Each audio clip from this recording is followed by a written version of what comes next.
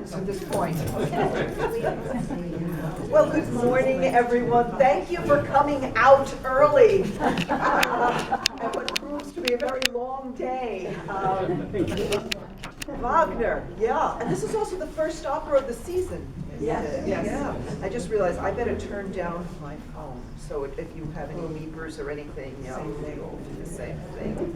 So this way. All right, well, I'm going to get right to it. In preparing something like this, when we're looking at an opera that with intermissions is going to be about 5.5 hours long, we're dealing with Wagner. This is not Verdi or Puccini. These are not, recitative, aria, and I can play something for you and say, you're going to be humming this on the way home. It doesn't work like that. So, I'm going to have a slightly different approach to the music today. As you know, with Wagner, he had this concept of leitmotifs, which would be little phrases. They would represent characters, places, situations, all right? There are, oh my goodness, something like 200 of them in Tristan and Isolde. If you really, really have a burning desire to hear about that and read about it, you go to YouTube, it's all there. Because I thought, you don't need me for this, because to tell you the truth, I started listening to them, and after about 25, it started all sounding the same to me. So, I thought, okay, well, that's not the way to go on this. So really, what I want to do is be giving you kind of an overall sense of the color of the mood, because Tristan really is quite a pivotal opera when it comes to Western classical music.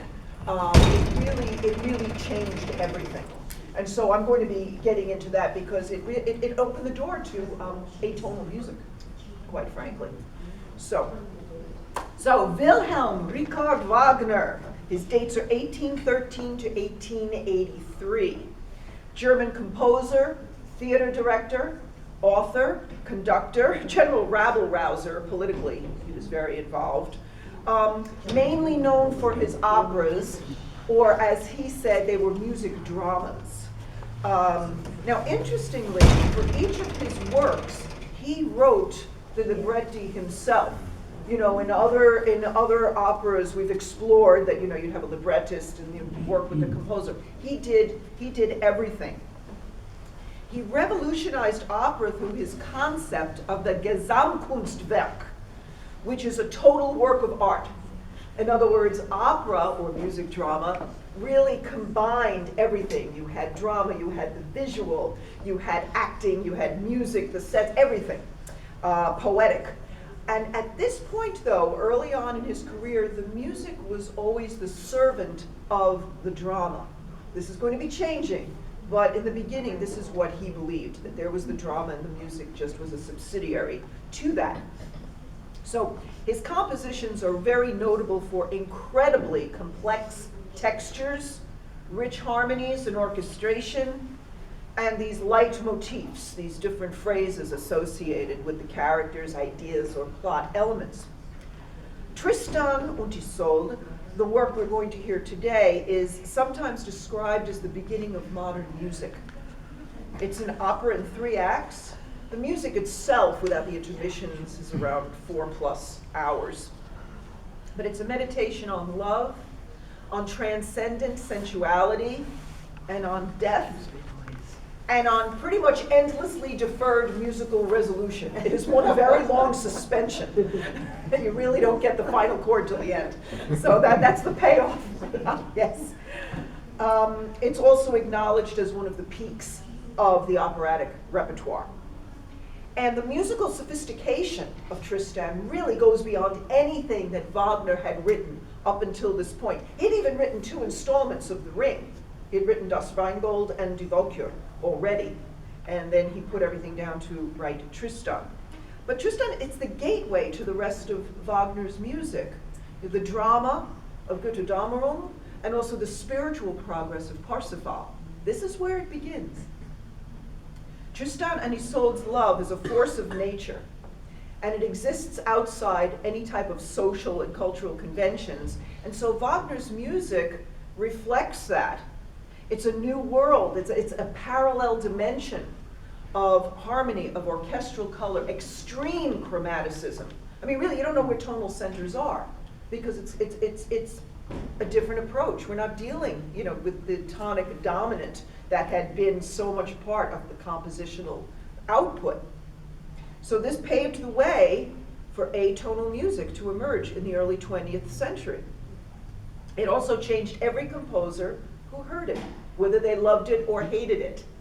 So direct inspiration for composers like Mahler, Richard Strauss, Alban Berg, Schoenberg, Benjamin Britten, that influenced their work tremendously.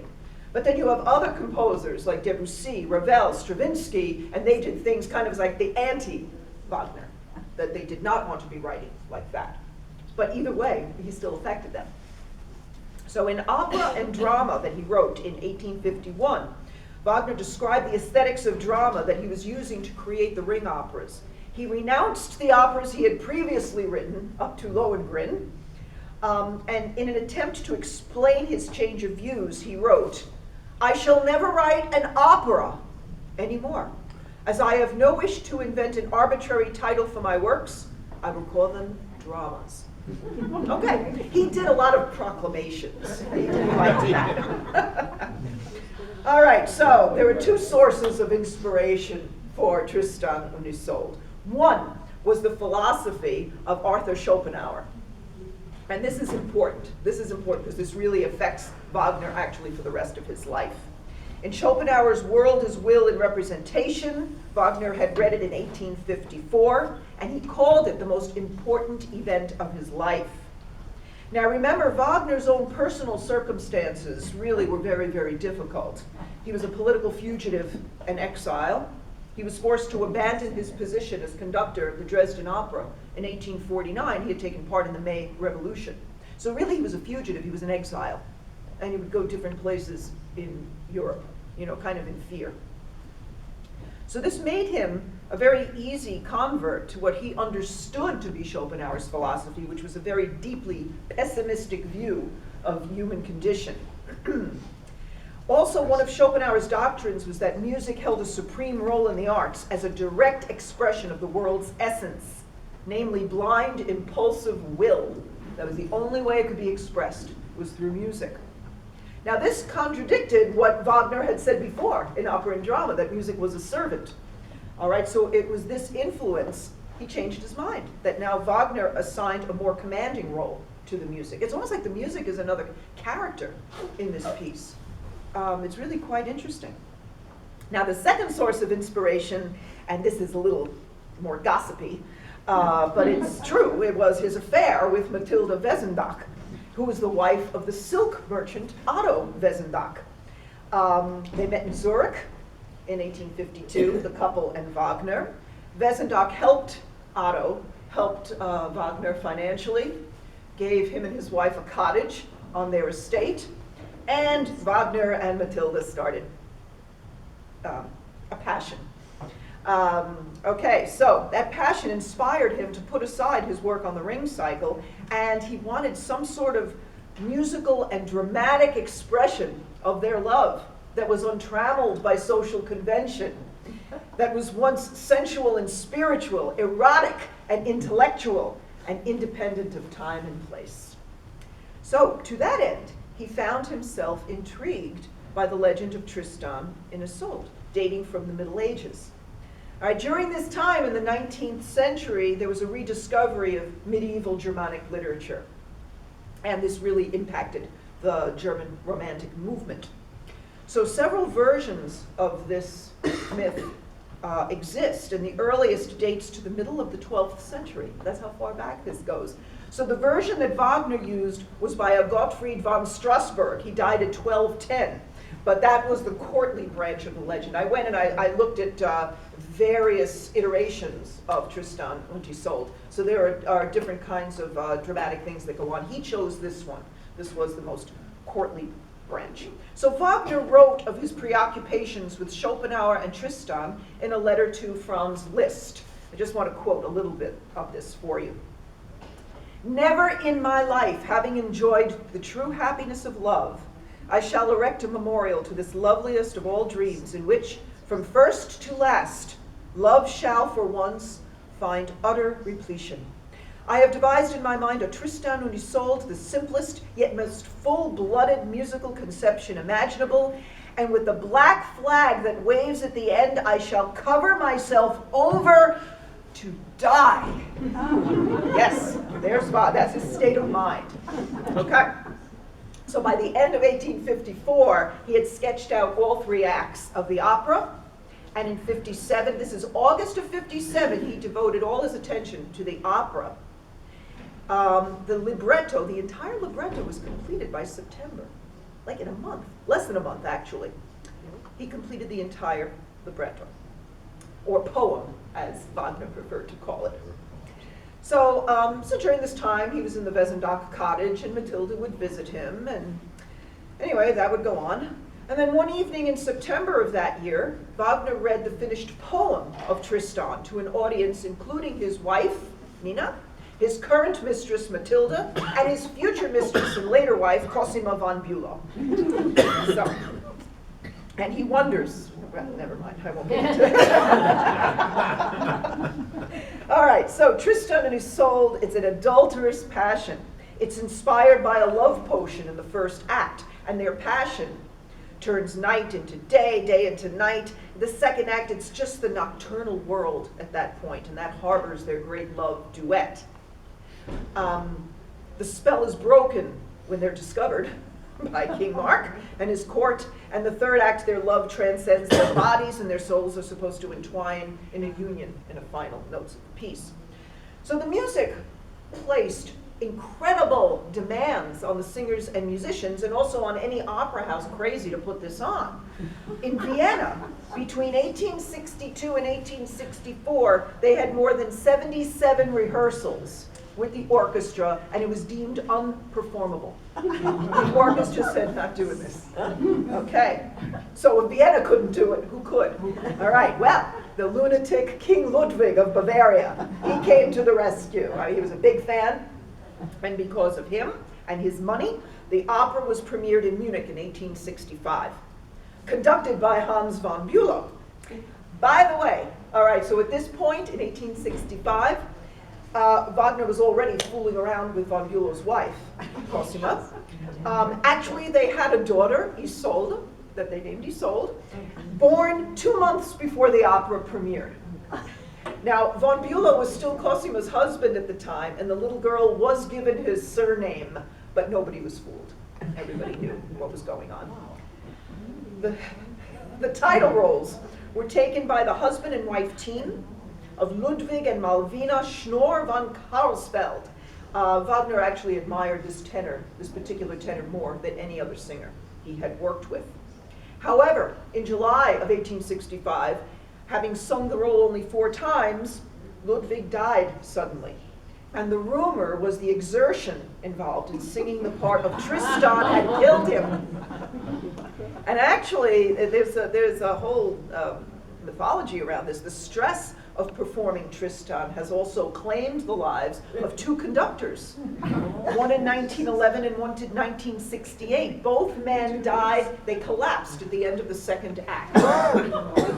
So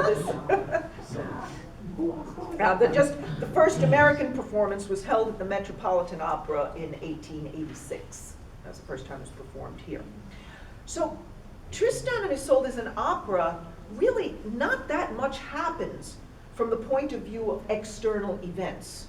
However, the few events that do happen are quite momentous. All right, the first act, Tristan and Isolde drink the potion. Second act, they're caught in the act by Mark. Tristan lets himself get wounded. The third act, Tristan dies in Isolde's arms. Carbonel kills Melot, and they both kill each other. Finally, Isolde dies. However, there is endless richness in the psychology of this opera. And that is what is communicated and reflected in the music. So here's page 5. Okay. So you first hear what has become known as the Tristan chord.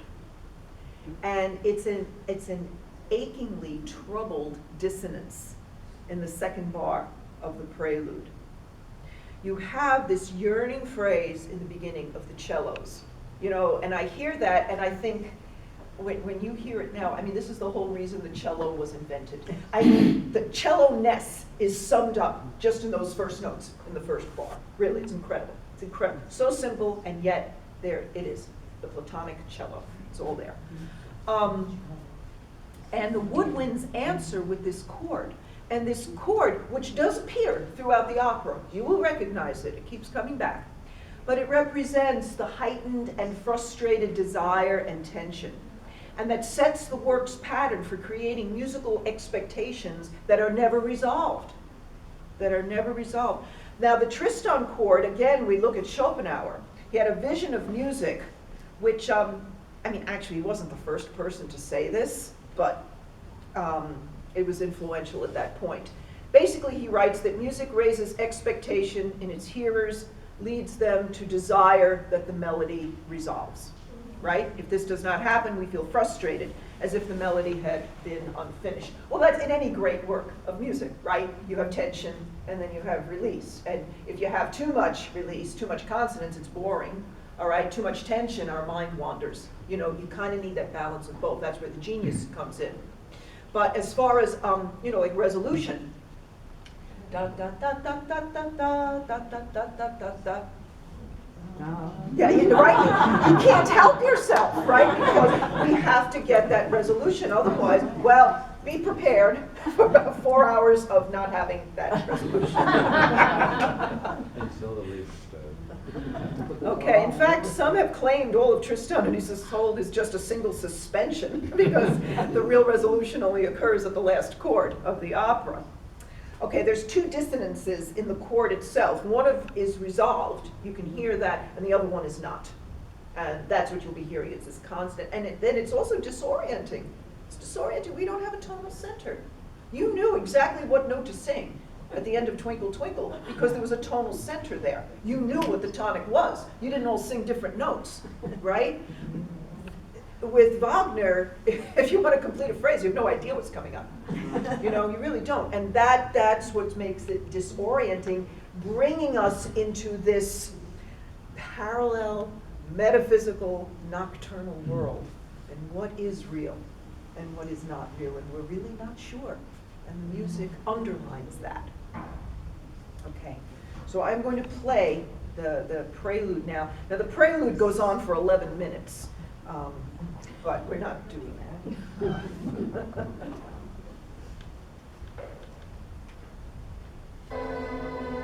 No, that's not it.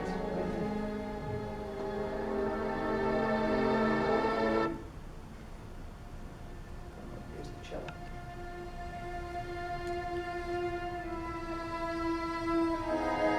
Here's the chord.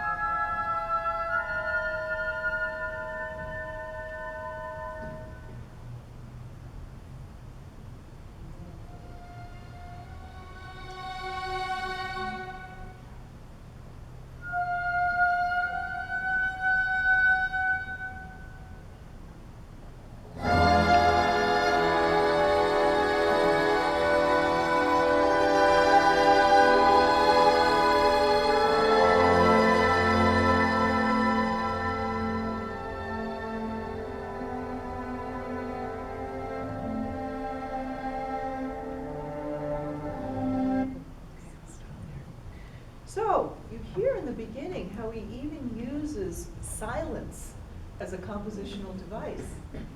There's silence there, and it doesn't just clunk. We're in it. You know, we're waiting, we're holding our breath, waiting for the next note. What are we going to hear?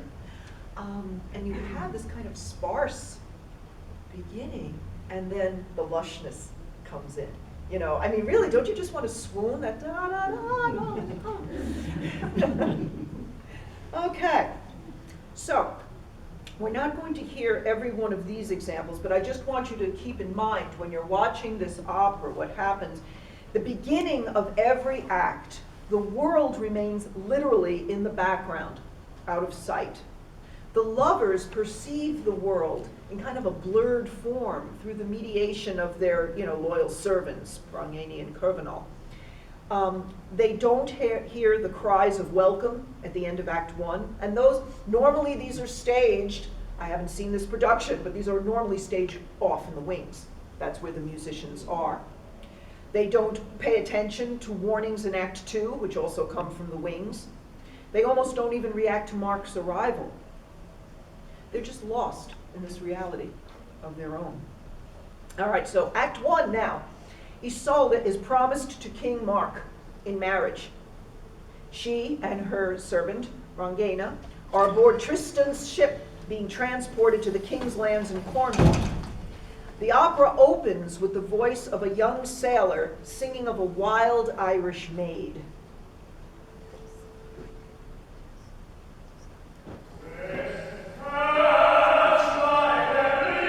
This is usually off stage.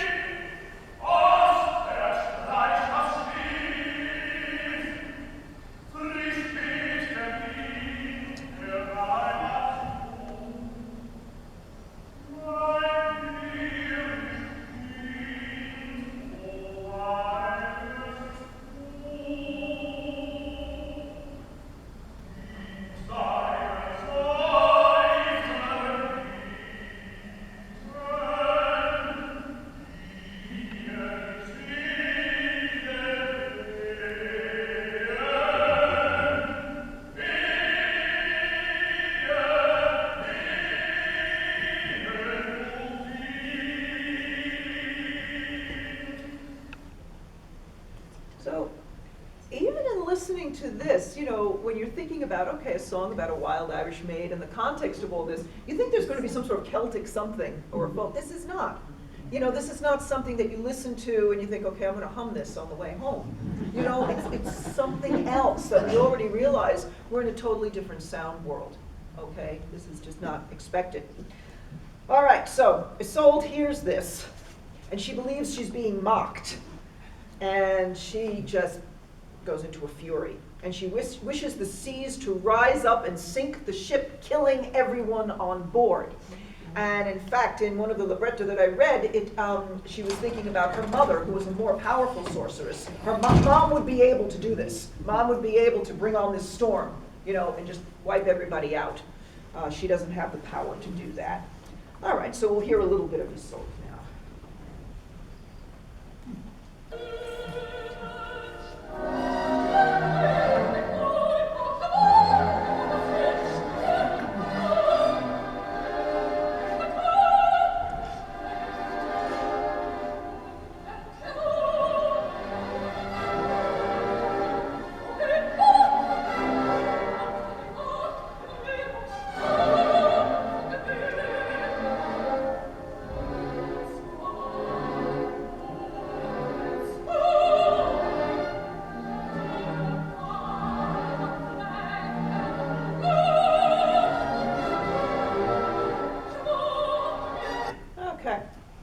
So her scorn, her rage, particularly are aimed at Tristan, the knight responsible for taking her to Mark. We're going to find out why pretty soon.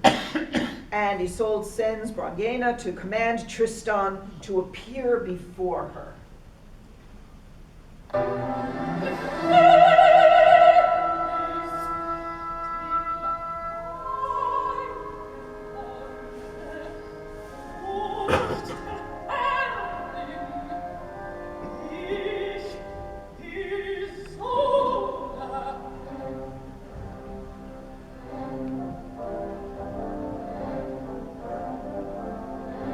She thinks, my command will teach vainglorious Tristan. Okay, but it doesn't. Tristan refuses to go. He says his place is at the helm of the ship. His henchman, Curvenal, answers that Isolde is in no position to command Tristan, and reminds Brangäne that Isolde's previous fiancé, Morold, was killed by Tristan. Okay. So, Brangäne returns to Isolde to retell her these events, and Isolde, what is termed as the narrative and curse, tells her, following the death of Morold, her fiancé, she came upon a mortally wounded stranger who called himself Tantris. Isolde used her healing powers, remember she's a sorceress, used her powers to restore him to health. However, she discovered during his recovery that he was actually Tristan, the murderer of her fiancé.